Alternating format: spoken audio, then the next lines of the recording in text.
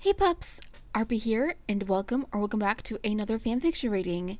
And today's fanfiction is going to be a My Little Pony Friendship is Magic story called Grounded. I did first find this fanfiction from Scribbler Productions with her Ponytail MLP fanfiction reading. And this is a short story regarding the pony ship AppleDash. And according to Scribbler's YouTube description of this story, the summary is as follows. Twilight and Applejack discuss the various stressors in their lives. Or don't, in Applejack's case. Interesting. So this story is basically a bittersweet slice of life short story. And with all that being said and done, let's get right into it.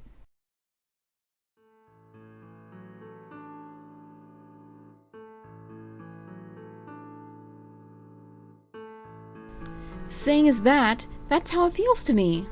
Twilight's magic seized up upon the cup of tea before her, and she proceeded to fervently gulp a mouthful. That chore completed, she wiped her mouth with her cannon, returned the cup far more gently on the table, and deflated, much more relaxed. What do you think? Applejack started blinking. Huh? What's that? Twilight watched her carefully. Applejack, I just spent the last 10 minutes talking about the craziness I'm putting up with for the new library in the castle. Weren't you listening? Applejack folded her ears back, her shoulders slumped. Gosh, I'm sorry, Twilight. My mind was just wandering, I guess. Her eyes slid from her friend to the scenery. I suppose it is quite a nice day, Twilight said, penously. I know. I'm getting too tangled up in things. I need to relax more, take my mind off the stress and pay attention to the pleasant things. Like you, Applejack.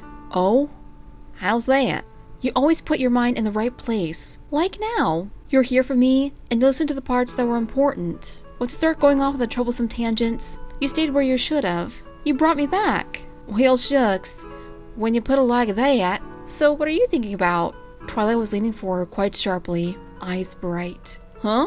What are you thinking about, Applejack? I want to know how you think. If I can keep myself grounded through this whole thing, I can't think of a better pony to model from than you. So what's on your mind? Applejack's eyes were directed towards her friend, but she had stopped seeing her. Her mind had shifted completely. She could say she was worried sick about Granny, that she's getting on in years, and though Granny would never admit it, she was getting more off every day. The spring doctor's visit was coming up in a few weeks, and Applejack was most concerned what the news might bring. There was also the planting to concern her. The crop rotation had been thrown the past season, when the plow broke and couldn't get mended before the onset of winter. She was scrambling to adjust the land that they could work between the orchards, weighing what the cows and pigs needed, and what they could oculate for pasture.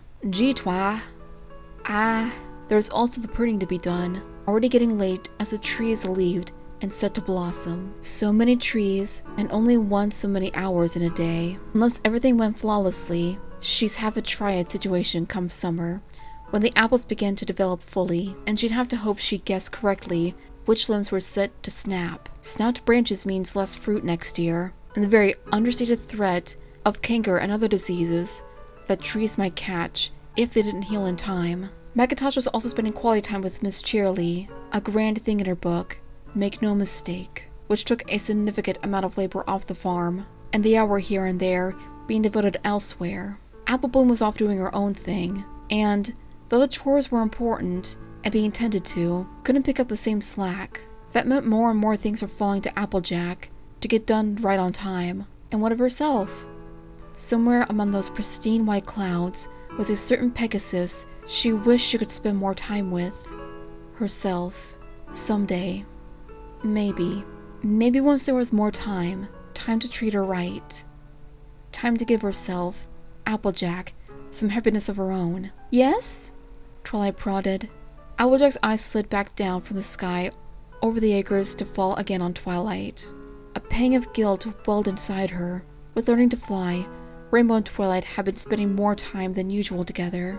Applejack didn't know if she would miss her chance, or how she might feel if she did or didn't. That was the sorry truth.